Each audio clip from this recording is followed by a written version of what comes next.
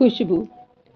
سیدنا عتبہ بن فرقہ سلمہ رضی اللہ تعالیٰ عنہ کی 4 بیویاں تھیں اور وہ ایک دوسرے سے بڑھ چڑھ کر خوشبو لگاتی،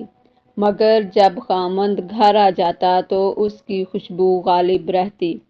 کسی دوسری خوشبو کا پتہ ہی نہ چلتا،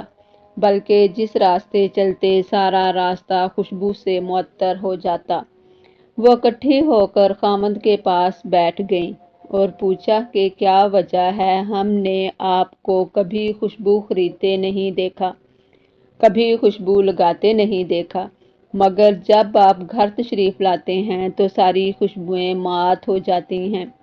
یہ سن کر صحابی رسول صلی اللہ علیہ وآلہ وسلم نے فرمایا، ایک وقت مجھے پھنسیاں نکل آئی تھیں،